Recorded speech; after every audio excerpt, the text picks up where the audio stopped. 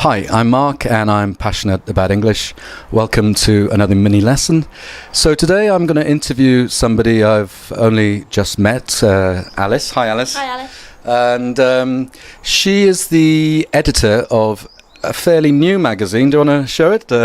Called Do More. And okay, so how did this come about, Alice? Well, it's a magazine based around, geared towards everyone really. It's for families, students, professional people. It's got a bit of everything. It's got art, theatre, festivals, family, nightlife, interviews. So it's a magazine for everyone. It's free to pick up. It's also available on the go. So we've got an app which people can download on your smartphone, your laptop, anything. We've got a website which is updated daily. What's the website? I'll put it on the bottom of the screen, but what is it? www.domoremag.com. Okay. So that's updated daily. We're also on Facebook and Twitter. Yeah. So you can get your updates there. And yeah, it's just a magazine. It's free to pick up, entertainment, what's on, nightlife. We try to be like the sort of go-to guide for what's on. Okay. Just Bournemouth? No, it's South Coast, so it's distributed throughout Dorset and Hampshire. Okay. And I didn't mention it at the beginning, but you're going to interview me for the magazine. Yes. And somehow I will let the people know when it's on the website. Yeah, it'll go up on our Facebook page. Obviously, if they're in Chile or Taiwan, they're not going to get the magazine, but they can see the website. Yeah, and it'll go up on our Facebook page, so anyone can see it through there. Okay. Yeah. So you're the editor, but you're quite young. How old are you? 23. So how is it your first job? No, I had a job on a previous magazine before, so second job. And what does the job of an editor, or especially in this case, what does that involve?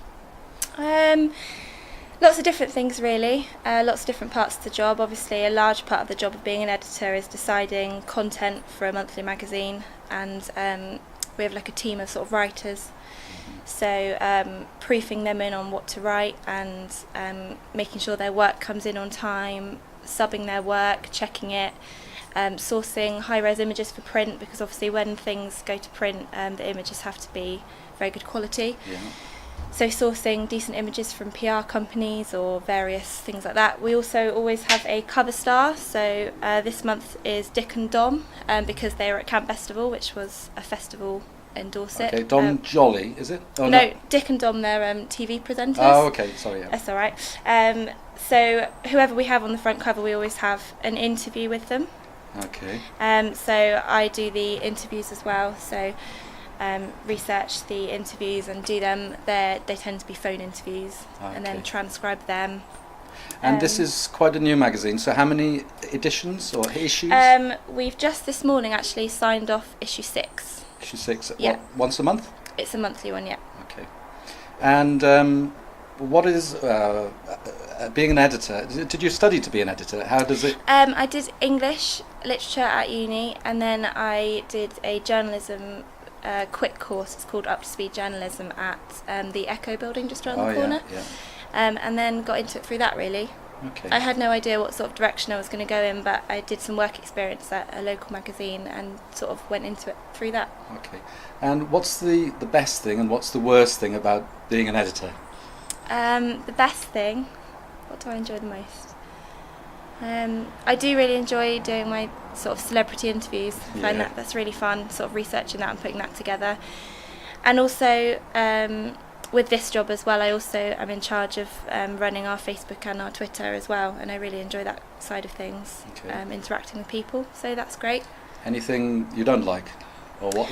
Not you don't like, but what's the worst thing or the most difficult thing? There can be times when things are quite very pressurised. A lot of deadlines. For example, this morning was quite stressful. We had to have everything signed off with printers by midday.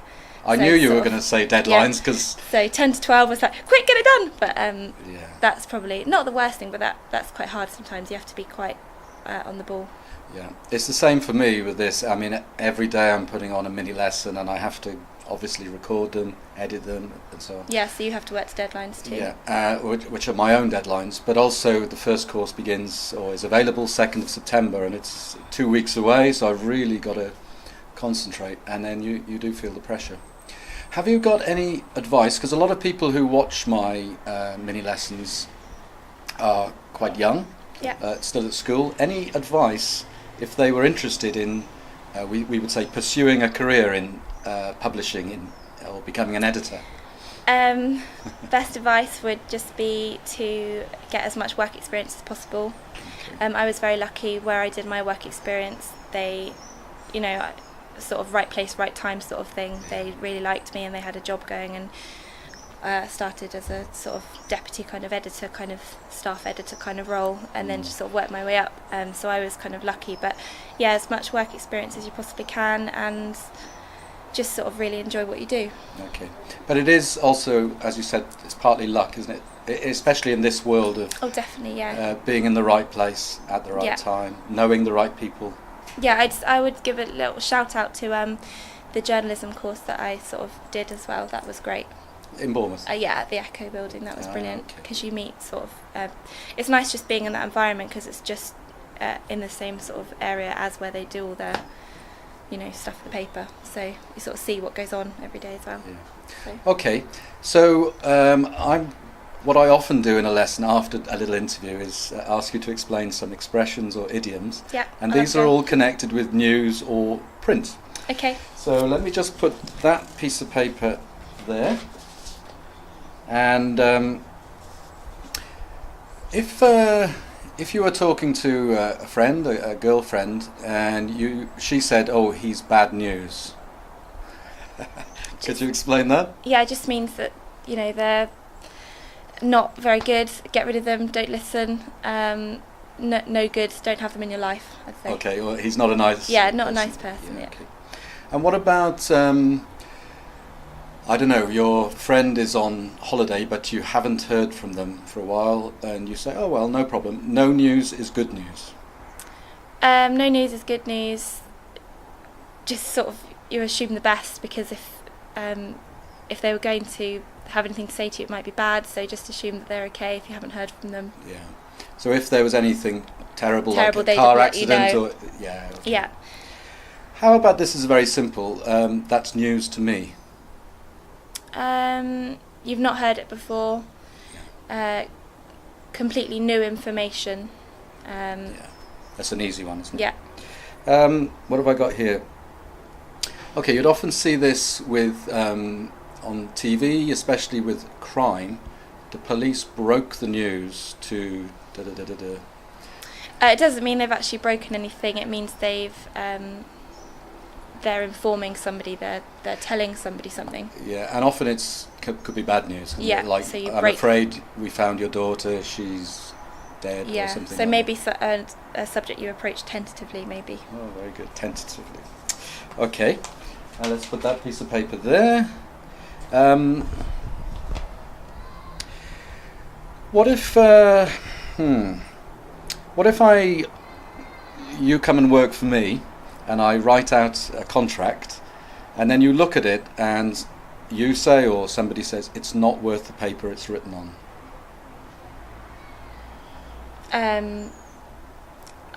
I think I would just say it's maybe not worth it, or need to have another look at it, maybe. Yeah, or it's well, actually the word I want to use is airtight, or it's not enough. Yeah, not enough. Yeah. Yeah. So you need not it. Worth it. You need it in more detail, yeah. Or something like that. Yeah. How about when you buy something, or actually on a lot of websites where you sign up to something, and you should always read the small print or read the fine print. What does that mean? It's sort of where maybe the terms and conditions might be, sort of maybe the sort of privacy policies. It's definitely something you should read, so you've got all the information. It's sort of the things that people put in small print that you need to really take note of and read in your own time. Yeah, I mean, the expression comes because often it is much smaller. Because it is literally small print, yeah. But of course most people don't read it. No. And if you have a case against the company, or they can often say, well, you should have... Yeah, I have an example actually. We have a competition at the moment, and I don't know if you can see that right at the bottom. We have it in much smaller font. Yeah. So that's the small print. Yeah. Okay. Let's do Okay. Du-du-du-du-du. Okay. One last one. Yeah. If, let's say, I have a business that just makes money very easily, we could say I have a license to print money. Have you heard of that expression? I haven't personally heard of it, no. Okay. Well, it kind of means, as I just said, where a license to print money means you do something without much effort, but you make a lot of money out of it. Maybe because you had a very good idea, or it's just very, very popular. Okay, so this is a good example. Alice is 23, and younger people often, I mean, if you heard that in a TV program, you just wouldn't, it would pass Probably you by. pass me by, yeah. Okay, but it is quite a common idiom, and yeah, of course, as I've said before, younger people often don't know these idioms as well as older people, but you will hear them a lot on TV, on the radio, in magazines, and so on.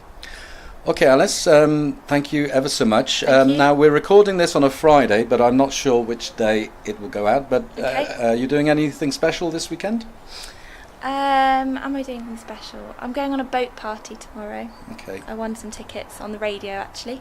Poole Harbour? Yeah, Poole Harbour, yeah. It's Okay. like the first pool boat party thing, so it should be fun. So you might get a little bit tipsy.